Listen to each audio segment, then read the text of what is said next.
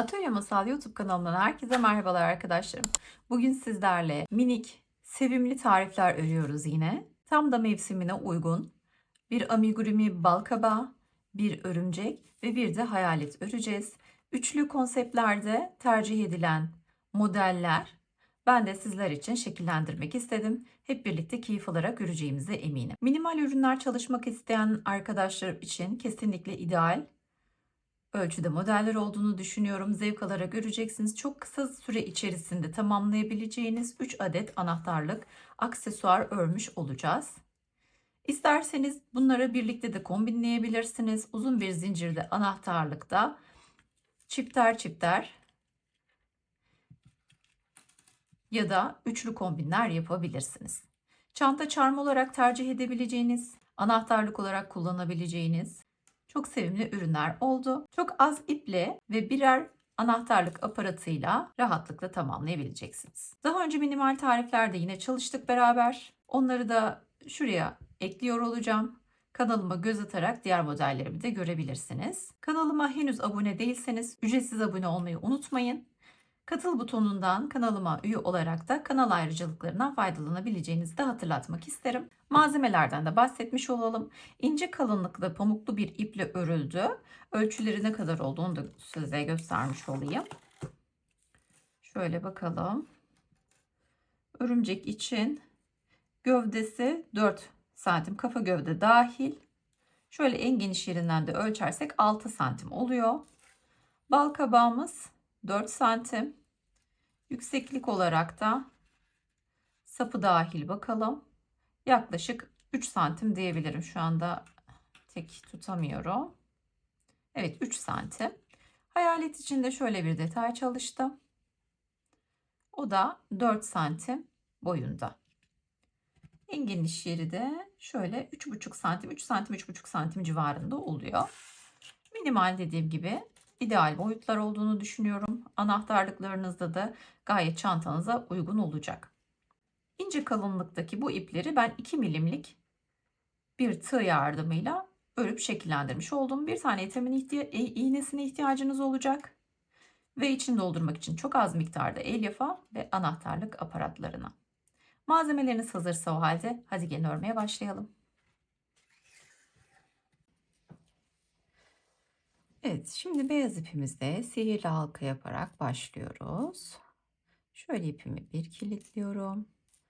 Sihirli halkanın içerisine 1, 2, 3, 4, 5, 6 adet sık iğne dolduruyorum. Şöyle kısa ucundan çekiyorum, sıkıştırıyorum ve kapatıyorum sihirli halkamı. İlk sık iğnenin içinden şöyle tığımın kancasını yardımıyla alıyorum. İpimi öne doğru çekiyorum. Şu kısa ipimi de arada yürüteceğim, saklayacağım. İlk sık iğnenin içinden bir sık iğne yaparak başlıyorum. Ve ikinci sık iğneyi aynı yere çalışıyorum. Sayılarımızı arttıracağız. Her birine 2 sık iğne çalışıyorum şimdi. 1 ve 2.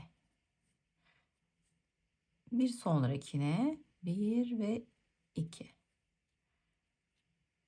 6 sık iğne ile başlamıştık. Her sık iğne 2 sık iğne çalışıp sayımızı 12 sık iğneye çıkartıyoruz. Şimdi geri kalanları da hemen örüyorum. Mutlaka sayarak kontrol ediyoruz. 2, 4, 6, 8, 10, 12. Şimdi bir üst sıradayız. Şöyle bir ip alıyorum. İlmek belirleyici olarak kullanacağım. İsterseniz aparatlar var. Onları da tercih edebilirsiniz. İp yöntemi benim kolayıma geldiği için ip kullanacağım. Şimdi ilk sık iğneden başlayarak örüyorum. Bir tane ördüm. Yanındakine geçiyorum. Bir tane örüyorum. Şimdi bu sırada her bir sık iğneye bir tane öreceğiz. Yani biz sayımızı 12'ye çıkarmıştık. Şimdi sayımızı değiştirmiyoruz. 12 sık iğne olarak örüyoruz.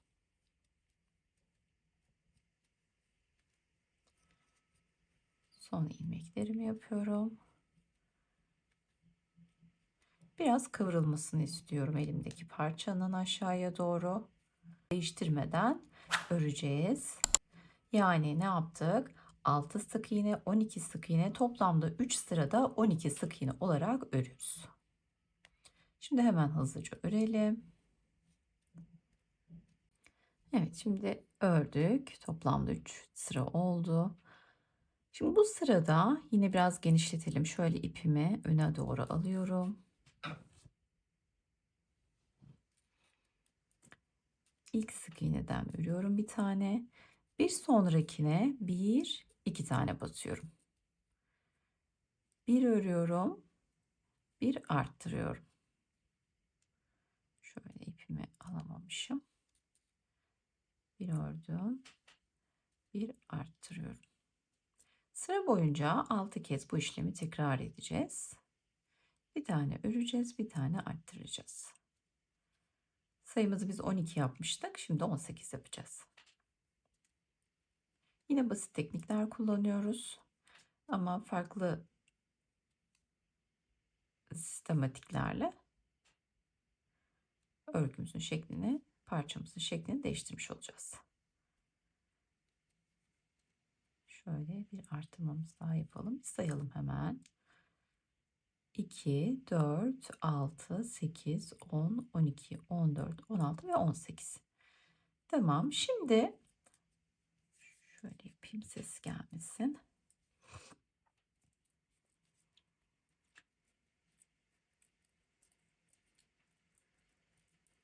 Evet. Şimdi artırmaların üzerine arttırarak devam edeceğiz. İlk sık iğnemi örüyorum. 1, 2 tane tek ördüm. Şimdi arttırmanın üstüne bir tane arttırma yaptım. 1, 2 örüyorum. Bir tane arttırıyorum. 1, 2 örüyorum. Bir tane arttırıyorum. 6 sık iğne doldurmuştuk sihirli halkamızın içerisine. Dolayısıyla bu sistematikte ilerlediğimizde her artırmanın üzerine bir arttırma, 6 defa bu işlemi tekrar etmiş oluyorum. Şöyle arttırmanın üzerine denk geldim. Bunu da arttırıyorum. Ve son arttırmamı yapacağım. 1, 2 örüyorum. Bir tane arttırıyorum.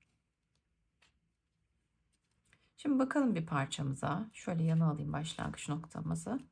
Bakın. Şimdi şuraya kadar çok fazla arttırma yok. Buradan sonra üst üste arttırma yaptık. Parçamızı daha da genişletir bir forma soktuk. Ve bunu devam ettireceğiz. Çünkü kıvrılmalar, dalgalanmalar istiyorum parçada. O yüzden 5 ör 1 arttıra kadar, yani şimdi biz 2 ördük 1 arttırdık. Bir üst sırada 3 ör 1 arttır, 4 ör 1 arttır, 5 ör 1 arttır yapıp daha da böyle çan gibi parçamızı genişleteceğiz. Şimdi bu işlemler birbirini takip eden işlemler olduğu için hızlıca tamamlayalım. Ardından neler yapacağız? Devam edelim.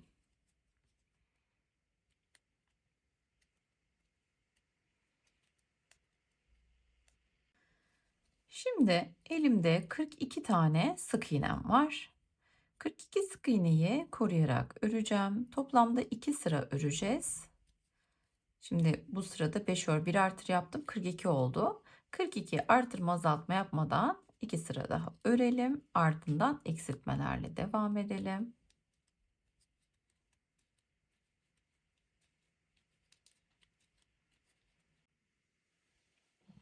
Şimdi 2 sıramızda düz ördük. Gelelim en önemli kısmına.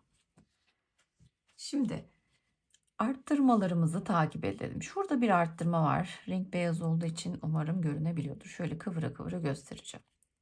Burada birinci arttırma. Şurası ikinci arttırma. Şurada üçüncü arttırmamızı takip ediyorum. Dördüncü. Beşinci. Ve şurada da altıncı arttırmamız var. Şöyle yıldız gibi oldu. Bakın şöyle form vereceğiz buna. Şöyle. Alttan da göstereyim size. Şu şekilde. Şurada da var. Evet. Şimdi tek parça halinde ben ilerletmek istiyorum bunu. Yani isterseniz altına sihirli halkadan arttırarak 5 artır 1 düzeltiyorum 5 ör 1 artırı bularak bir yıldız formu verip dikiş de yapabilirsiniz. Ama tek parçada ilerleteceğiz şimdi biz bu örgüyü. O yüzden ne yapacağız? Bu sırada azaltmayla başlayacağım. Şimdi biz 5 ör 1 arttır yapmıştık. 5 ör 1 azalt yapacağız. Ama nereden yapacağım? Bana bakan tarafından değil örgünün, içeriye bakan tarafından, diğer tarafından şöyle alarak 1, bakın bütün ilmekleri 2, 3, 4, 5 ördüm. Şimdi bir tane azaltacağım. Yine örgünün diğer tarafından 2 ilmeği alarak azaltıyorum. Bakın şöyle yaptım azaltmayı. Buradan aldım. Öbürünü de arkadan geldim. Şöyle yaptım. Bir tane daha göstereyim. Bir ördüm. 2, 3, 4, 5. Arka ilmeklerden ördüm. Bakın çizgi oluştu. Bu ilmeğin de arkasından aldım. Bunu da yine arka ilmeğinden ama arkadan öne gelerek tığımda aldım. Bakın şöyle bir şekil oluşturdum. Bunu şöyle çektim ve azalttım. Şimdi bu işlemi 6 defa tekrarlıyoruz. 2, 3, 4, 5 ve 6. Düzeltiyorum 5. Şöyle arkadan öne geliyorum. Bir şöyle azaltacağız. 6 defa yapacağız. 1, 2, 3, 4, 5. Videoyu kesmeyin, beraber ilerleyelim. Evet. 1, 2, 3, 4, 5. Bir tane azaltıyorum şimdi. 1, 2. Sonuncusunu yapıyoruz. 3, 4, 5. Sonuncusunu yapacağız. Nasıl göründüğünü göstereceğim şimdi size. Şöyle diğerinden ilerleyelim bir. Evet, bakın. Şimdi aşağıya doğru kıvrılma aldık. Gördünüz mü? Bunu koruyarak devam edeceğiz. Şurada bir çizgim var. Keskin bir dönüş elde etmek için bu tekniği kullanıyorum.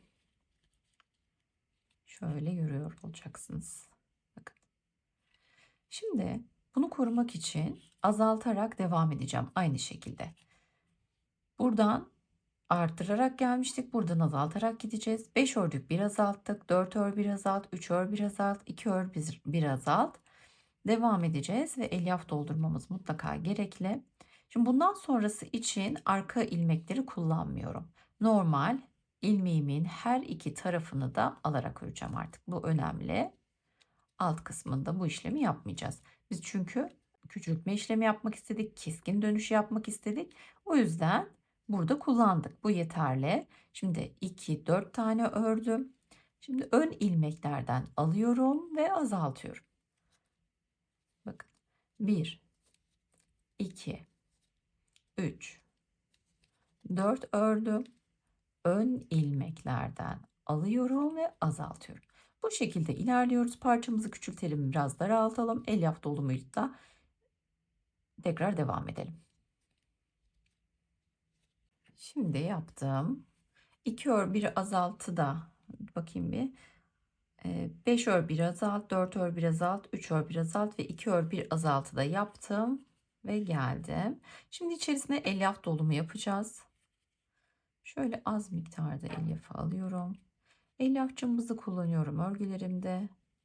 Küçük minimal ürünlerde daha kolaylık sağlıyor bana. Öneririm sizlere de.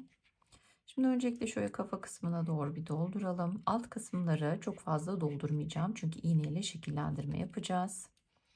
Şu ipimi de şöyle çekeceğim. Şöyle tamam çekiyorum. Siz eğer takip etmede zorlanıyorsanız tamamını çıkarmayın. Şöyle bir miktar daha dolduruyorum.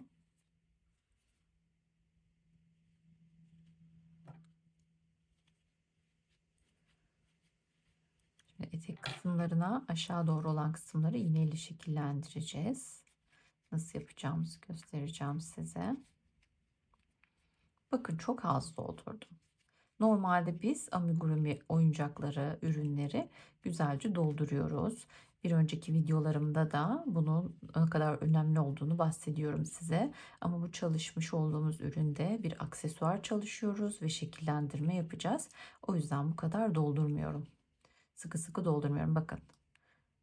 Bu yeterli şu an bu örgü için. Tasarımların hepsinin kendine has şekillemesi işleyişi oluyor. Şimdi devam edeceğiz.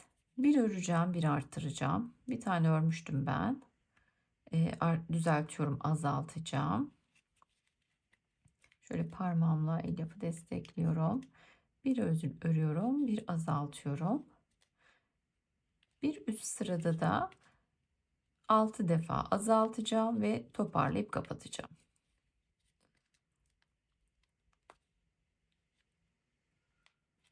Hemen hızlıca yapalım.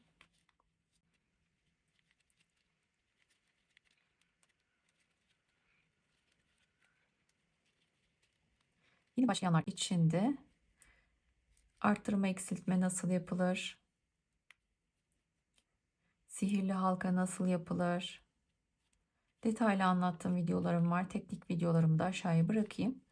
Oradan isterseniz inceleyip izleyip uygulayabilirsiniz. Kapamalarla ilgili videolarım var. Şimdi şöyle 6 defa da azaltıyorum. Şimdi toparlayıp kapatacağım. Şöyle iğnemle yapacağım işlemi. İpimi biraz uzun kesiyorum. Şöyle artık tığ ile işimiz bitti. Bir tane etamin iğnesi alıyorum. İğneliklerimi merak edip soranlar oluyor. Onların da tariflerini açıklamaya ekleyeceğim. Şöyle geçirelim. Şimdi şu kalan ilmekleri toparlayacağım. Dışarıdan içeriye doğru alıyorum. Bakın dışarıdaki ilmekten alıyorum, geçiriyorum. Alıyorum, geçiriyorum. İlmek atlamayın. Hepsini aldığınıza emin olun. Şunu da alalım. Şimdi sıkıştırıyorum. Bakın kapattık. Gördünüz mü? Şöyle herhangi bir arttırma bölümünden çıkartıyorum. Şöyle bir altından çıkartın. Çizgi yapmıştık. Bakın çizginin altında olsun iğnemiz. Oradan bir çıkartalım. Bakın pürüzsüz kapamamızı da tamamlamış olduk. Şimdi elimizde böyle bu şekilde bir parçamız var. UFO aracına benzedi biraz. Şimdi bunu şekillendireceğiz. Zaten şöyle katlamıştım. Nerede arttırmalarımız var onlar belli. Onların şöyle aralarından bakın, şurayı çekeceğim.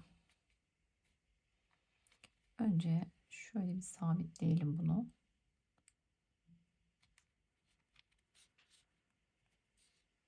Evet. Şimdi içeriden giriyorum. Diğer arttırmaya geçiyorum. Şöyle bir sıkıştırıyorum. Şöyle bir tane araya ilmek alıyorum. Şöyle alttan alabiliriz. Bir sonraki arttırma tarafına geçiyorum. Şöyle sıkıştırıyorum. Şöyle araları da düzelteceğiz. Şimdi alta geçiyorum. Bakın bir sonraki arttırmaya geçiyorum. Sıkıştırıyorum. Bir alta iniyorum. Bir sonraki arttırmaya geçiyorum. Şöyle sıkıştırıyorum. Bunu bütün arttırmalar için yapacağım şimdi.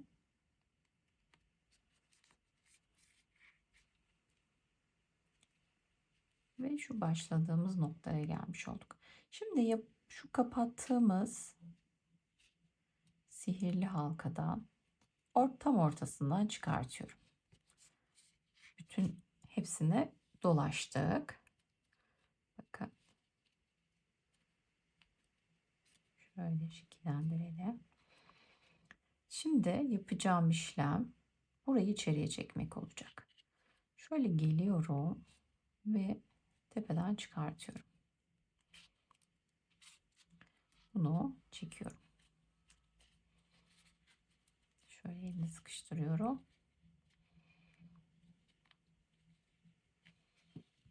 Şöyle düzeltiyorum.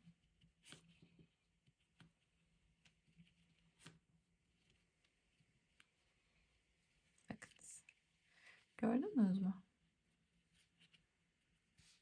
Şimdi bunu gevşek bırakmıyorum. Çekiyorum. Buralara tekrar şöyle şekiller veriyorum. Zaten şekil alıyor.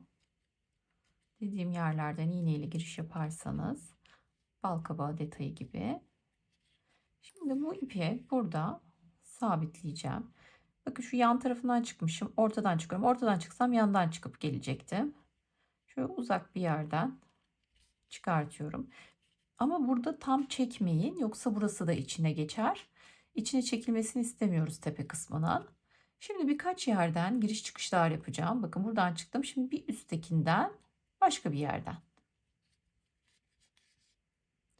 Çok çekmeyin, belli olmasın. Ama az da çekmeyin. Onu ayarlayın örgünüze göre. Bakın şöyle yapıyorum ve bırakıyorum. Şu ipimi birazcık genişleteyim. Şimdi 3 defa yaptık bu işlemi. Ne yapıyorum? En alta geliyorum. Taban bölümünden şöyle buradan bir yerden kilitleyelim. Yani şöyle bir ilmek alıyorum. Şöyle geliyorum. Halkanın içerisinden geçiriyorum ve kilitliyorum. Uzak bir yerden çıkartıyorum.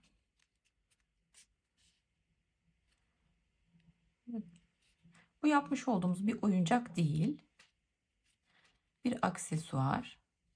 Şöyle birkaç yerden geçirerek ipimizi kesebiliriz. Evet. Şimdi ipimi kesiyorum. Tekrar şöyle bozulduysa elinizde şekillendirin. Bir tane ghost, bir tane hayalet yapmış olalım. Şimdi buna göz detayı koyalım. İsterseniz siz minik minik gözler var 3 numara. Ondan takabilirsiniz. Ben ip detayı ile işleyeceğim.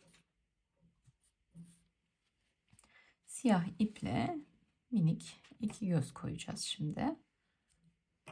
Şöyle küçücük bir ip alıyorum.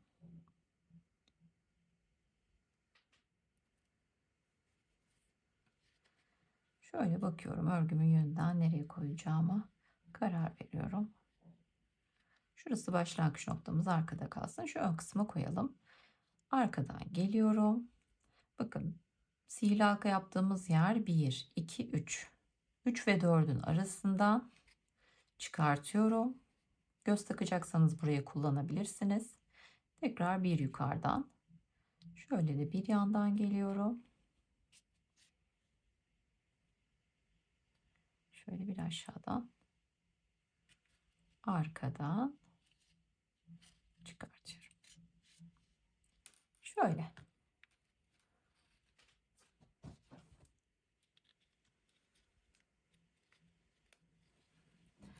Bu şekilde yeterli. Şimdi ipimi düğümlüyorum.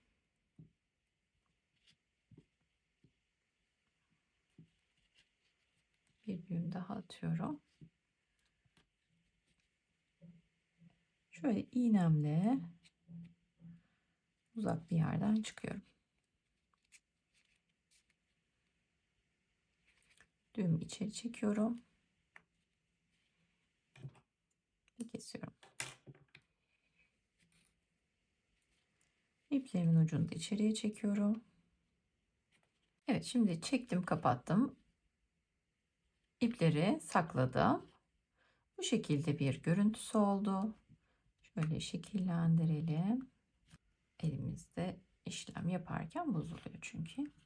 Bakınız. Bu şekilde bir detay çalışmış olduk. Şöyle altında göstereyim. Bunları isterseniz siz iğneyle farklı şekillerde verebilirsiniz. Tamamen size kalmış, hayal gücünüze kalmış. Hadi gelin şimdi diğer ürünleri çalışalım. Bal kabağı yapımıyla devam edelim. Bu kez sihirli halkayla başlamayacağız. Zincirli çalışacağız. Şöyle ipimi alıyorum tığımın ucuyla ve zincir çekmeye başlıyorum. Bir tane kilitledim.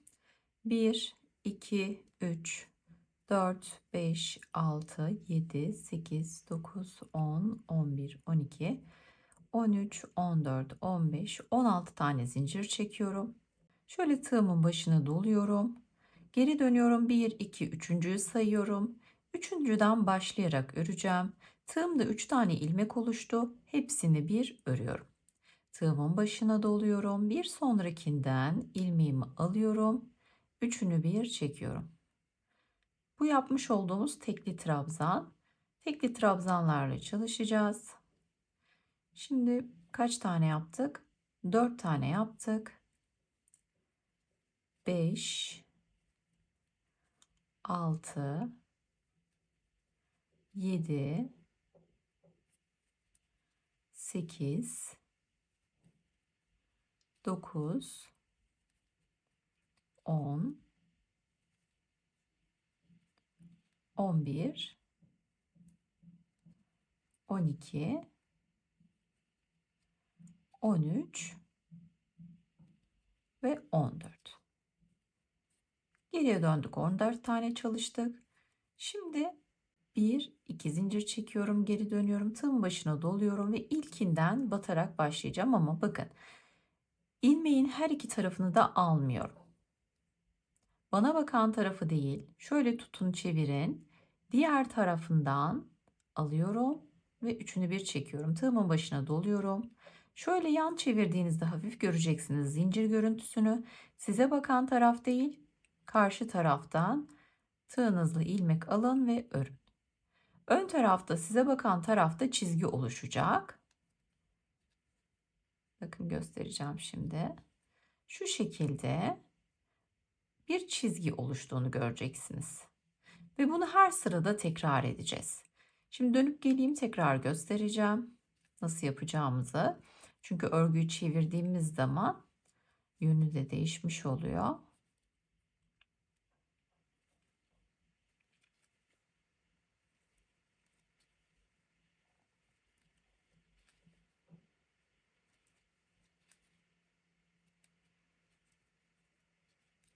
Şimdi sonuna kadar geldik. Şuradaki ilmeği atlamayın. Sayın hep 14 olsun sayınız. 1, 2 zincir çekiyorum. Geri döndürüyorum örgümü. Başını alıyorum. Yine aynı şeyi yapıyorum bakın. Yine arkada kalan ilmekten örüyorum.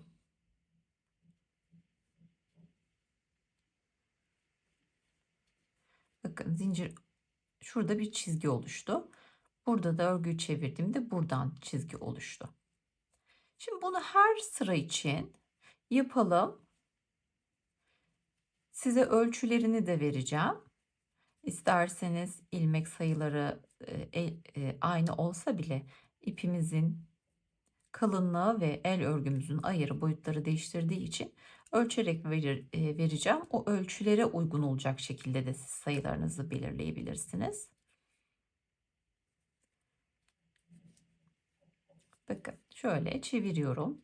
2 zincirimi çekeceğim. Ve yine arka ilmeklerden alarak öreceğim.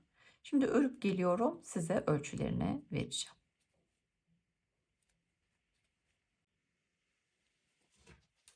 Şimdi ördüm, tamamladım. Bakalım. Şöyle ilk ördüğümüz taraftan bakalım. Şöyle çizgi olarak bırakmıştık. Çizgileri sayıyorum. 1, 2, 3, 4, 5, 6, 7, 8, 9. Aralardan saysanız da aynı. 1, 2, 3, 4, 5, 6, 7, 8, 9. Şimdi 14 zincirle başladık. Düzeltiyorum. 16 zincirle başladık. 14 tane tekli trabzan ördük ve 9 aralık boyunca ördük. Hepsini sayarsanız eğer 2, 4, 6, 8, 10, 12, 14, 16, 18 sıra boyunca döne döne örmüş olduk. Ölçülerini de vereyim size. Bakın 5 santim. Uzunluğu da 11 santim olmuş. 11. Bu ölçülere göre de yapabilirsiniz. Şimdi ne yapacağız? Tığla örmeye devam edeceğim. Sonrasında iğne ile toparlayacağız. Şimdi bakın şöyle. Burası bizim başlangıcımızda. İçine doğru çeviriyorum. Böyle öreceğim. Şimdi şöyle zincir çekmiyorum. Bakın örgü bitirdikten sonra bırakıyorum. Bir tane zincir çekmiştim, onu söktüm. Şimdi örgünün arkasından hemen bir tane ilmek alıyorum ve tığımdakinden geçiriyorum. Şimdi bir yanındakini atlıyorum. Bir yakın yanındakinden ilmek alıyorum. Tığımdakinden geçiriyorum. Ama yine arka ilmekleri kullanıyoruz. Bunu unutmayın. Şöyle alıyorum. Tığımdakinden geçiriyorum. Arka ilmeği alıyorum. Tığımdakinden aldığım ilmeği geçiriyorum. Şöyle tutarsak daha kolay. İlmek atlamamaya özen gösterin. Herhangi bir boşluk olmasın. Zaten sona geldiğinizde de eksik olur bu durumda. Bakın şu şekilde. Şimdi devam edelim örmeye. Örgümüzü çevireceğiz. Onu göstereceğim size. Başa kadar ilerliyorum hemen.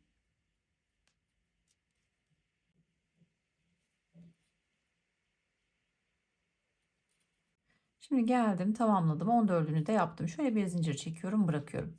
Bakın şimdi örgümüzü alıyoruz ve şöyle görüntüsü var. Çeviriyoruz. Bakın bütünlüğü hiç bozmamış olduk. Gördünüz mü? Hiç belli dahi değil. Bakın. Şu yaptığımız yer burası. Şimdi ipimi uzunca kesiyorum.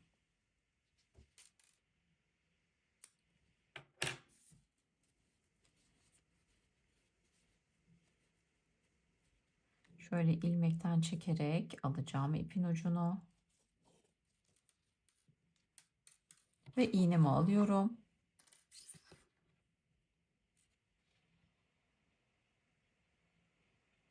Şimdi iğne yardımıyla toparlayacağız. Şu ilk başlangıç ipimizi ortaya bırakalım, içeri bırakalım. Şimdi bütün şöyle ilmeklerden alın, toparlayın. Hepsinden geçirelim.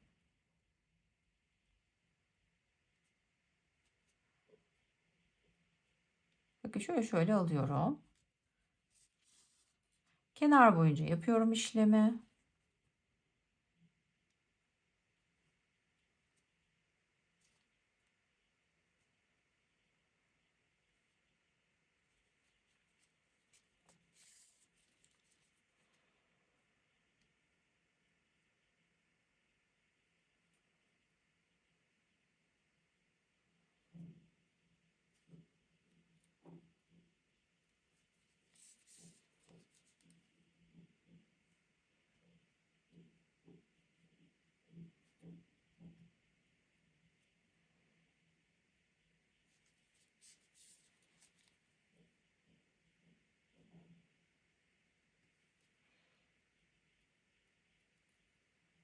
Evet, başlama noktasına kadar geldim.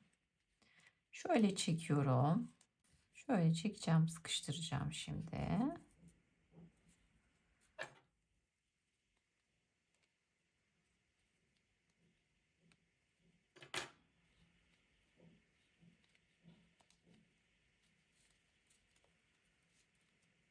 Çekebildiğiniz kadar çekin. Dikkat edin ipiniz kopmasın. Tamamen sıkıştırdıktan sonra şöyle bir ilmekten şu başlangıç ipim geldi. Alarak kilitleyelim. Şimdi bu kısmı tamamladık. İğnemle diğer tarafa geçiyorum. Diğer taraftan şöyle alıyorum. Şimdi herhangi bir yerden ipimi şöyle bir kilitleyeceğim önce. İçeride gevşek bırakın. Şöyle şuradan kilitleyelim. Kesip yapmamak için. İpi kesip bağlamamak için yapıyorum. Bakın şu şekilde tamamladık. Şimdi aynı işlemi buraya da yapacağız ama öncelikle için dolduralım. Şöyle elyaf dolduruyorum.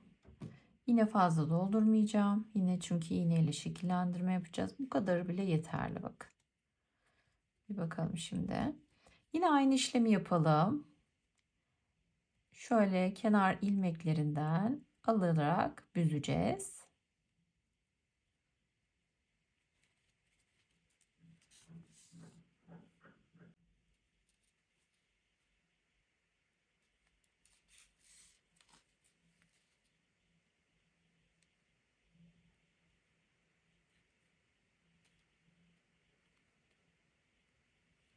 Ve başlangıç noktama ulaştım.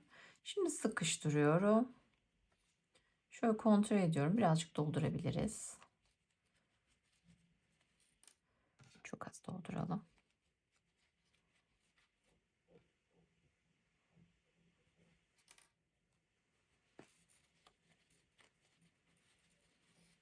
Şöyle sıkıştırıyorum. Bakın yeterli. Şöyle bir yumuşaklık elde etseniz yeterli. Şimdi ipimle burası kapanacak, hiç merak etmeyin. Hatta şöyle yapabiliriz. Sıkıştırdıktan sonra karşıdan bir yerden şöyle geçirip kilitleyebiliriz. Daha rahat çalışmak için. Şimdi şu yapmış olduğumuz çizgi görünümlü kısımların arasını kullanarak dilimleri yapacağız. İpimi şu yönde, o yüzden buradan yakın olan yerden yapıyorum.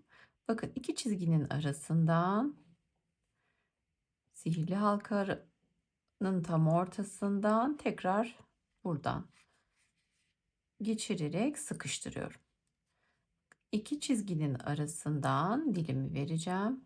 İpimi çekiyorum. Sıkı bir şekilde getiriyorum. Tepede tutuyorum. Buradan tam karşılığından çıkartıyorum. Halkaların ortasından geçirmeye özen gösterin. Sıkıştırın, bir sonraki dilime geçin. Bakın bu delikten arkadaki delikten çıkartıyorum. Sıkıştırıyorum, çekiyorum. Bütün aralıklarda aynı işlemi şimdi tekrar edeceğiz. Şimdi tamamını yaptım. İpimi sakladım. Bu şekilde bir görüntümüz oluştu. Karşıya geçip sıkıştırdığımız bölümü aşağıda konumlandıracağız. Burada açık kalan kısımda da yaprak çalışmamızı yapacağız. Hadi gelin şimdi yaprağı yapalım. Yaprak için yeşil renkli ipimle sihirli halka yapıyorum. Sihirli halkanın içerisine 1, 2, 3, 4, şöyle biraz sıkıştıracağım. 5 ve 6 tane sık iğne çalışıyorum. Çekiyorum, kapatıyorum. İlk sık iğnenin içinden başlayarak örüyorum. 1. Bir sonrakine geçiyorum.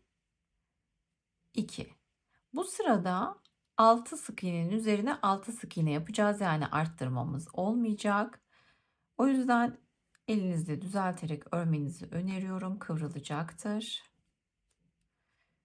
Ve bunu 3 sıra, toplamda 3 sıra boyunca çalışacağız.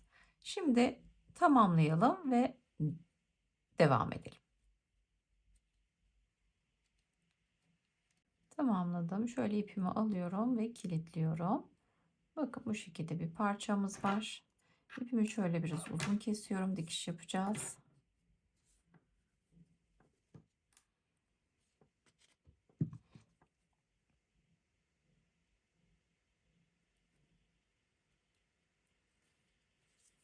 Bu parçanın içini doldurmaya gerek duymuyorum. Şöyle alıyorum. Bakın buradan şöyle koyacağız. Şöyle kenarlardan, ilmeklerden alarak dikişini yapabiliriz. Şöyle çekiyorum. Bir yapraktan, bir kabaktan, balkabağından yapraktaki ilmekleri atlamamanızı öneriyorum.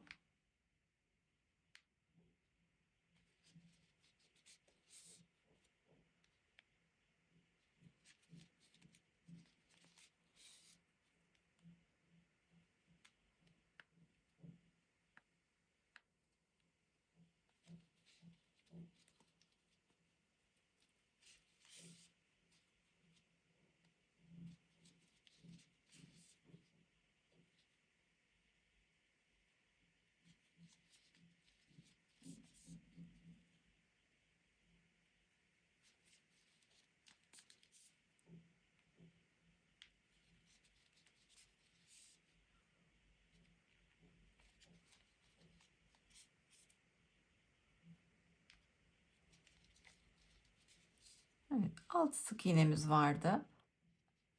Onu yayarak tamamından şöyle geçirerek sabitledim. Şuradaki bir boşluğumuz var. Onu da düzeltelim.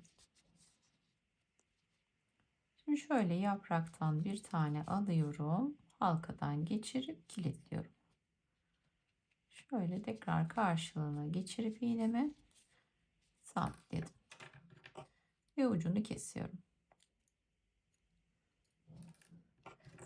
Bu şekilde bir kabak oluşturmuş olduk. Bu modelimizi de tamamlamış olduk. Hadi gelin şimdi örümcekle devam edelim. Şimdi örümcek için yine sihirli halka ile başlıyorum. Sihirli halkamın içerisine şöyle kilitledikten sonra 1, 2, 3, 4, 5, 6 adet sık iğne dolduruyorum. Çekiyorum, kapatıyorum. İlk sık iğnenin içerisinden doldurmaya başlayacağım. İpimi alıyorum. Ve ilk sık iğnemi yapıyorum. Aynı yere bir sık iğne daha yapıyorum. Şimdi her bir ilmeğe çift yani arttırma yaparak ilerleyeceğim. Her bir ilmeğe 2 tane sık iğne yapıyorum. 6 oldu şu an. 7, 8, 9, 10, 11 ve 12. Şöyle biraz sıkıştırıyorum.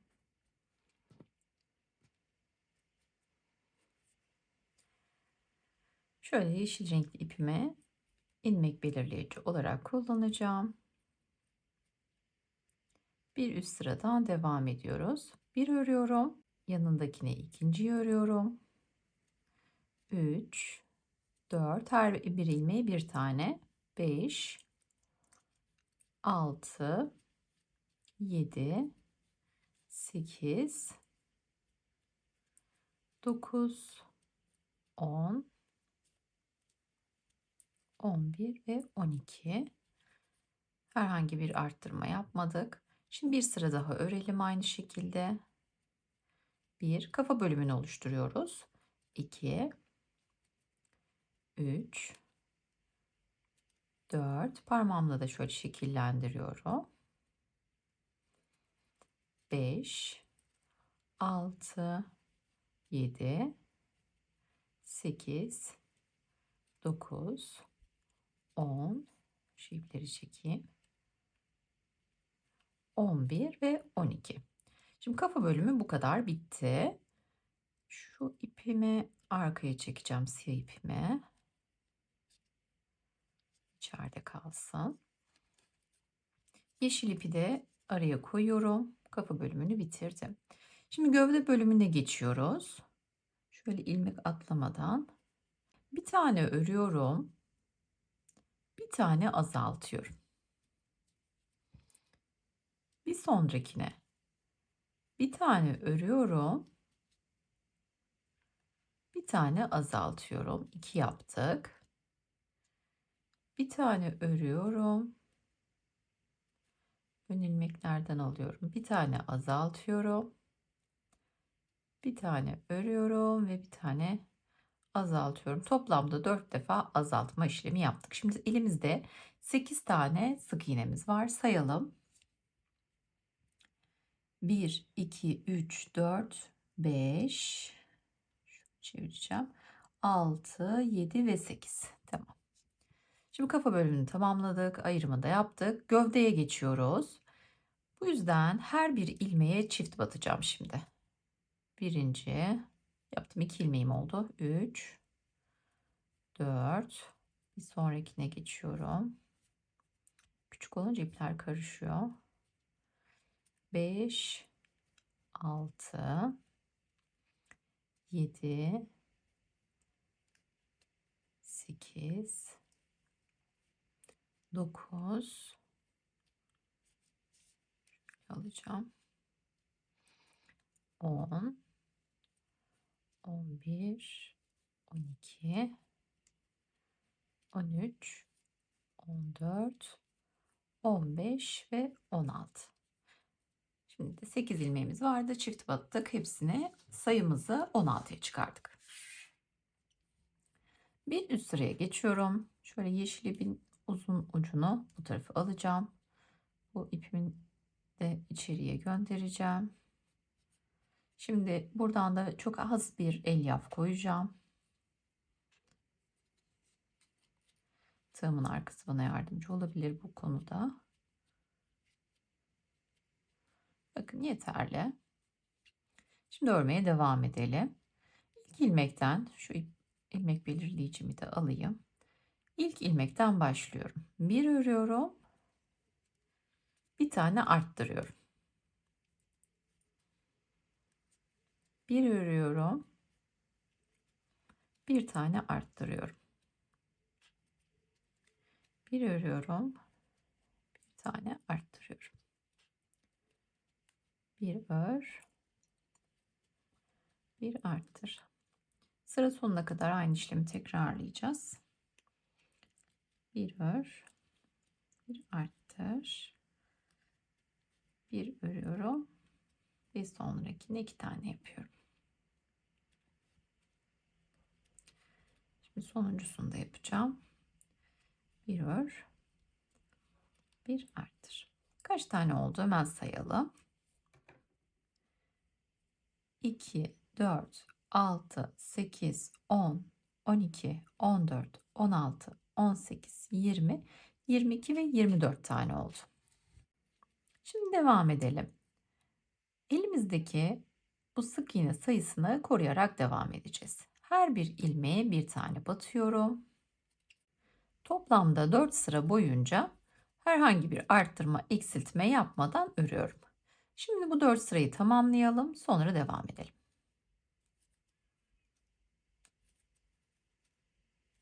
Şimdi azaltmayla devam edeceğiz.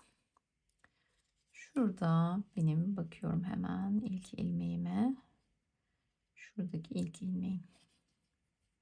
Buraya ilmek belirleyicimi koyuyorum. Şöyle ayarlıyorum. Şimdi bir tane ördüm. Bir tane azaltıyorum. Birinci. Bir ördüm. Biri azaltıyorum. İkinci. Bir ördüm. Bir azaltıyorum. Üçüncü. Bir ördüm. Bir azalttım. Dördüncü.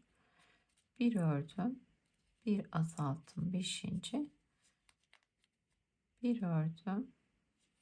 Bir azalttım. Altıncı. Bir ördüm. Bir azalttım. Yedinci. Bir ördüm. Bir azalttım. Sekizinci. Bakın sayalım. 2, 4, 6, 8, 10, 12, 14, 16 tane sık iğnemiz var. Şimdi şu ipimi şöyle dışarıya alayım. Şimdi tamamını azaltarak devam edeceğiz.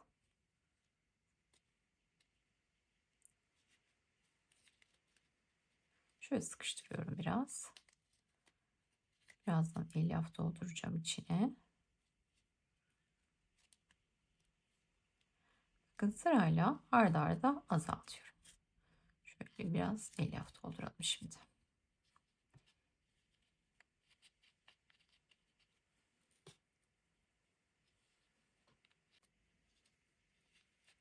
Bu parçamızı sıkı doldurabiliriz. Çünkü herhangi bir şekillendirme yapmayacağız. Bakın. Şu kadarı kafi. Evet.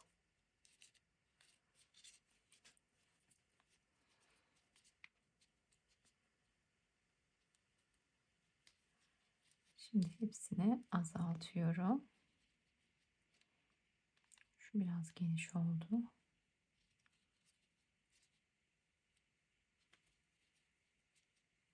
Sonra da nasıl bacaklara şekil vereceğiz, bacakları nasıl öreceğiz onu detaylıca göstereceğim size.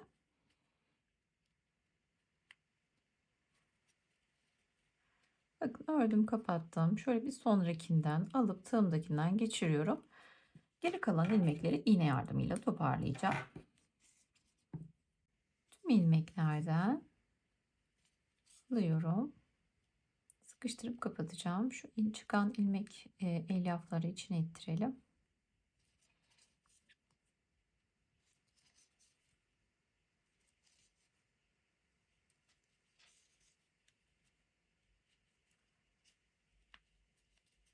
Şöyle sıkıştırıyorum. Son kenar ilmeğinden de alıyorum ve kapatıyorum. Şöyle uzak bir yerden çıkıyorum, çekiyorum. Bakın pürüzsüz bir kapım oldu. Siyah ipte görünüyor mu bilmiyorum ama şu ipimi de şöyle alıyorum. Şuradan da elyaf çıktı, onu da düzeltelim. Şöyle uzak bir yerden tekrar geçiriyorum ve ipimi keseceğim. Şimdi kafa ve gövde kısmını bu şekilde tamamlamış olduk. Şöyle bir görüntüsü var. Başlangıç noktam burada. Başlangıç noktamı aşağıda konumlandıracağım. Ve gözleri buraya çalışacağım. Bacakları yanlara çalışacağım. Şimdi gelin önce gözlerini çalışalım. Şimdi burayı aşağıda bırakacağız demiştik. Şöyle uzak bir yerden şöyle gelelim hatta. Şöyle iğnemle geliyorum. Neresi? Şurası başlangıç olacak. Birazcık daha yukarıdan. Şöyle ikinci sıradan çıkartıyorum. Bir üst sıraya geçiyorum. Yine aynı karşılığından şöyle bakın. İkinci sıradan çıkartıyorum. Çekiyorum. Bir üst sıradan. Şu baştan getirdiğim ipin yanından çıkartıyorum. İlmeklerin arasından çıkarmaya özen gösterin. Yoksa arada kalır. Beyaz ip görünür. Bakın şu şekilde. Bunu da biraz çekelim. Şöyle minik bir dokunuşla örümceğimizin gözlerini yapmış olduk. Şimdi bu ipleri düğümlüyorum ve saklıyorum.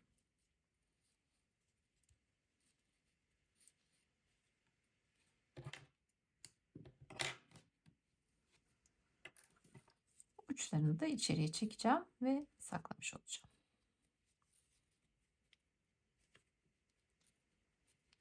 Bakın demek istediğim, ilmeklerin arasından gelirseniz herhangi bir şekilde görünmez. Şimdi bacakları nasıl yapacağız onu öğrenelim. Şimdi bacakları gövdenin üzerinde öreceğim. Öncelikle kafa bana doğru bakıyor. Tığımla nereden giriyorum? Şu arttırma yaptığımız sıranın bir üstünden giriyorum. Şöyle alacağım bakın. Şu şekilde tığınızı tutun. Buradan ip alın ve buraya kilitleyin. Şöyle düğümleyebilirim ucunu. Sonra kafa yine sizin tarafınızda, aynı yerden aynı şekilde girip ilmek çıkartın. Ve başlayın. 1, 2, 3, 4, 5, 6, 7, 8, 9. 9 tane zincir çekiyoruz. Ve geri dönüyoruz. İkinci ilmekten başlıyoruz. Alıyorum, tığımdakinden geçiriyorum. 1. Yanındakinden 2. Tığımdakinden geçiyorum. İlmek kaydırma yapıyorum. Bir sonraki 3. Bir sonraki 4. Şimdi 4 tane ilmek kaydırmamı yaptım. Bacağın kafaya doğru kıvrılmasını istiyorum. Şimdi başını alıyorum. Bir sonrakinden bir tane tekli trabzan çalışıyorum. Aynı yere batacağız bu sefer. Bakın dikkat edin. İlmek kaydırma yapıyorum. Bu birinci. Bir sonraki ikinci. Bir sonraki üçüncü. Bir sonraki de dördüncü olacak. Şöyle yanlış yere batmayalım. Dördüncü. 4 tane ilmek kaydırma yaptım. İpimi bakın. Kapattım ilmeği ve çekiyorum. Şimdi ipimi burada birazcık kesiyorum. Kısa keseceğim. Çekiyorum. Bacağın bu yönde kalmasını istiyoruz. İpimin düğüm yönünü ona göre bakacağım. Şöyle burada düğümleyebilirim. Şeklini engellemeyecek. Şöyle şeklini koruyarak düğümümü atıyorum. Bakın. Gördünüz mü? Şimdi bir tane daha düğüm atalım.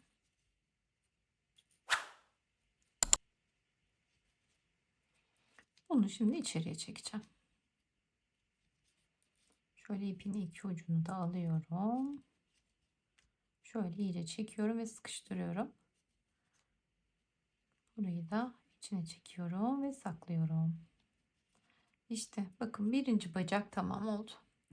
Şimdi bunları aynı şekilde çalışacağız. Nasıl yapılacağını adım adım şimdi anlatacağım size. Şimdi arttırma sırasının üstündeki sık iğneyi kullandık. Şimdi bunun bir üstünü ara vereceğiz. Burayı kullanacağız. Ara vereceğiz. Burayı kullanacağız. 3 tane bacak yapacağız buraya. Birer sıra arayla olmuş olacak. Onları yapayım size göstereyim. Şimdi girerken de bakın. Bu sırayı atlıyorum. Bu sırayla şu sıra arasında kullanıyorum bakın. Ne yapmış olacağız? Bacağı biz bu sıra buradaki sıra üzerinde çalışmış olacağız. Dolayısıyla arada bir tane sıra boşluk bırakmış olacağız. Bakın. Buradan sokmuştuk tığımızı, buradan çıkarmıştık. Şimdi bunu ara veriyorum. Buradan buraya. Yine ipimi alıyorum. Aynı şekilde bacağı çalışıyorum. Üçüncüyü de çalışıp göstereceğim size.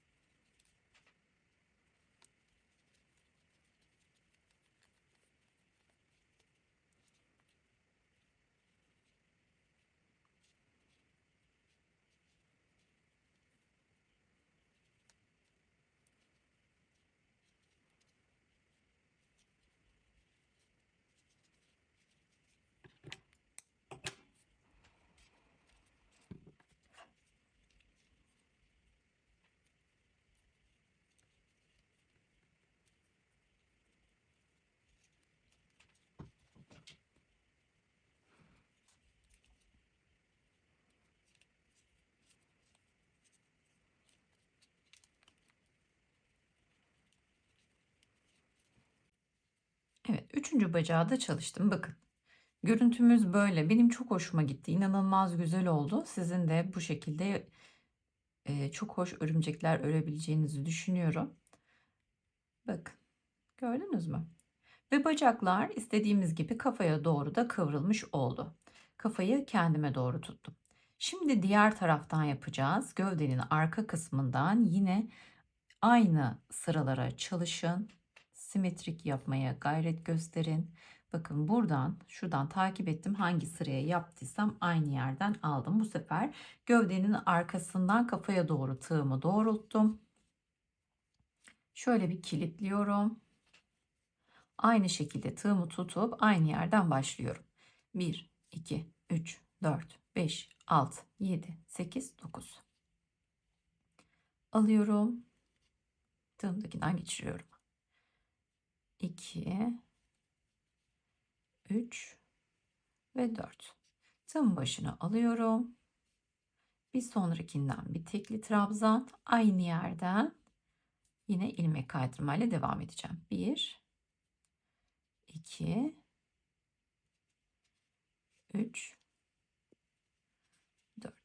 Şimdi bacağın yine kafaya doğru olmasını istiyoruz. Bakın. Şimdi örgümüzün bu yönünde. Şu ipimi kesiyorum. Yine buradan da başlayarak yapabilirsiniz ama vereceğiniz şekli kontrol edin. Bu şekilde durmasın. Her iki tarafta kafaya doğru duracak. Şöyle ipimi çekiyorum. Şöyle bakıyorum. Şöyle düğümlediğim zaman denk gelecek. Şöyle ipimi bu tarafa doğru atacağım şimdi. Evet. Şimdi sıkıştırabilirim. Bir tane daha yapalım. Şöyle tığı bırakayım. Bakın. Gördünüz mü? Evet. Şimdi bunları da içine çekelim.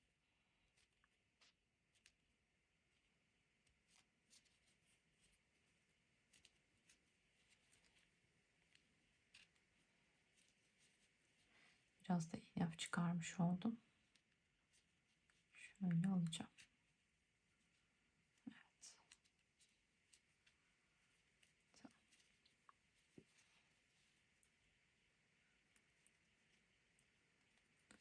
Bakın. Şimdi yine şu sıraya çalışmışım. Bakın.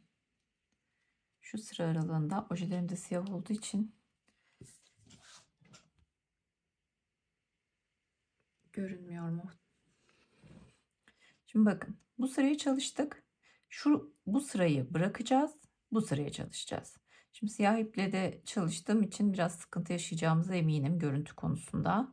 Tığ ile göstermeye çalışıyorum. Şuradan çalışacağım. Bir sıra ara verdim. Bir sıra ara vererek yapıyoruz. Şöyle alıyorum. Düğümlüyorum. Aynı yerden zincir çekerek devam ediyorum. 1, 2, 3, 4, 5, 6, 7, 8, 9. Aynı işlemleri yapacağız. O yüzden şimdi diğer iki bacağı da ben tamamlıyorum. Son görüntüsünü sizinle göstereceğim.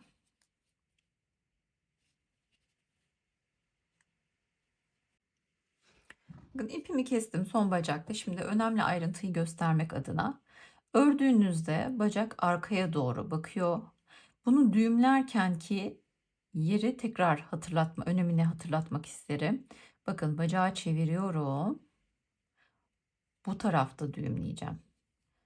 Ayrıntı burada gizli. Rastgele düğümlerseniz, örgü yönünde düğümlerseniz bacak arkada kalır. Alıyorum. Arka tarafta düğümlüyorum. Hemen şöyle yapalım. Son halini de öyle görelim. Bakın. Gördünüz mü? Kendi kendine de dönmeyecek. Şimdi iplerimi içeriye çekiyorum. Aynı ördüğünüz yerde ilk düğümlediğiniz yerden içeriye çekiyorsunuz.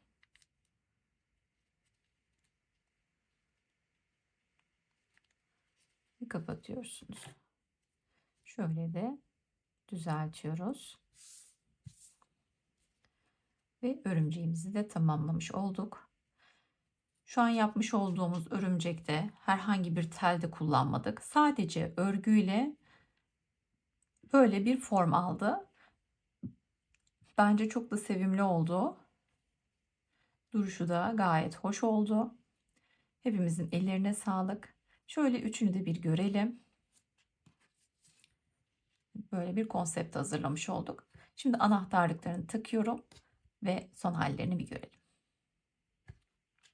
Anahtarlıkları nasıl taktığımı görmek isteyen arkadaşlar oluyor. O yüzden birlikte yapalım istiyorum. Şöyle kullandığım aparatlarım var. Dikerek de yapabilirsiniz. Ben şu şekilde arasını açarak kullanmayı tercih ediyorum. Bal kabağımın sihirli halkasının ortasından geçiriyorum. Ve geçirdiğim yerin karşılığından çıkartıyorum. Şu şekilde. Sonra açtığım uçları tekrar kapatıyorum. Kapattığım yeri örgünün içerisine gizliyorum. Bakın bu şekilde. Dilerseniz yandan da takabilirsiniz. Bir tane daha yapacağız şimdi ve bir tane daha. Şimdi açıyorum. Örümceğin tam burun kısmından yapacağım. Sihirli halkadan geçiriyorum.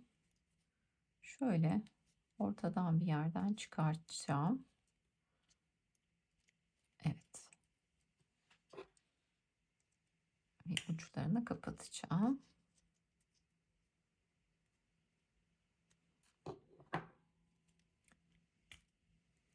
Sonra da örgümün içerisine çevireceğim. Bakın. Bu şekilde tamamlamış olduk. Şöyle. Şimdi de ghostlu hayaletimizi de yapalım.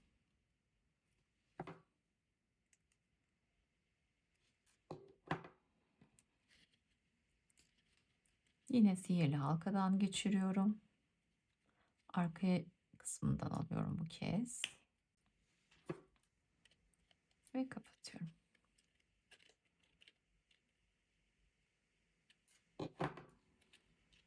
Şöyle sıkıştırıyorum.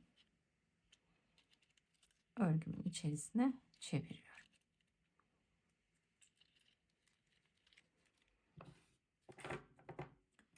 Evet, bu şekilde bir konsept sonlanmış oldu. Hepimizin ellerine sağlık.